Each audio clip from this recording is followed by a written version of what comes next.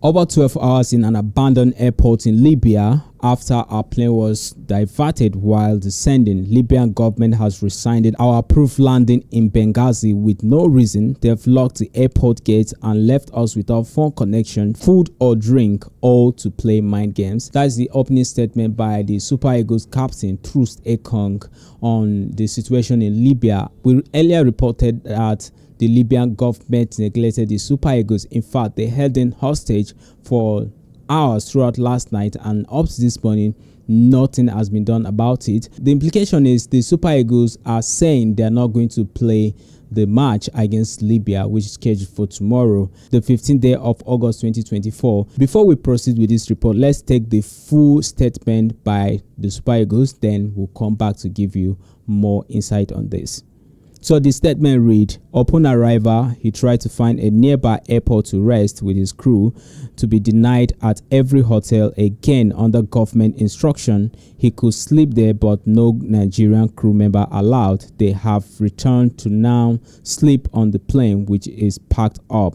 At this point, we have called for our Nigerian government to intervene and rescue us. As the captain, together with the team, we have decided that we would not play the game. CAF should look at the report and what is happening here. Even if they decide to allow this kind of behavior, let them have the points. We will not accept to travel anywhere by road. Here, even with the security, is not safe. We can only imagine what the hotel or food will be like given to us if we continue. We respect ourselves and respect our opponents when they are our guests in Nigeria. Mistakes happen, but these things on purpose have nothing to do with international football. That is the full statement from the Nigerian captain saying that Nigeria will not play the match against Libya. Now, we want to ask question, is CAF not aware of this? We expected that CAF should have intervened as earlier as possible, because barely 2 hours after the Nigerian team landed at the wrong airport in Libya, they started making contact online, and I'm sure that maybe one or two of the CAF officials would have heard of it, and I believe that the right thing to do was to spring into action as early as possible to prevent this from happening. Another mistake that we saw in the match between Libya and Nigeria back in Nigeria was the absence of VAR. We questioned that on this show. What would a qualifying match for African Cup of Nations 2025 not have VAR? That it almost cost Nigeria 3 points from that match, because a legit goal was disallowed for offside while it was actually onside.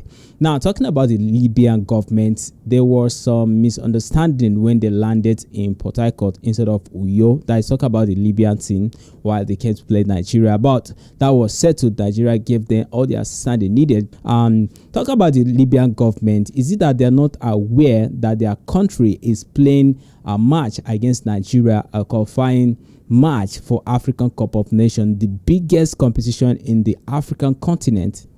Is it that they're not aware? And then when the Nigerian delegates landed, they had to direct them to the wrong airport. And right now, the airport doors are locked, no food, nothing. So I think CAF should take this very serious. And then, if possible, they should melt disciplinary actions against the Libyan government or the Libyan Football Federation, as the case may be. Guys, drop your opinions in the comment section. What do you think about this kind of development? Are we moving forward, or we're moving backward in the African football sphere? Thank you so much. See you in the next report.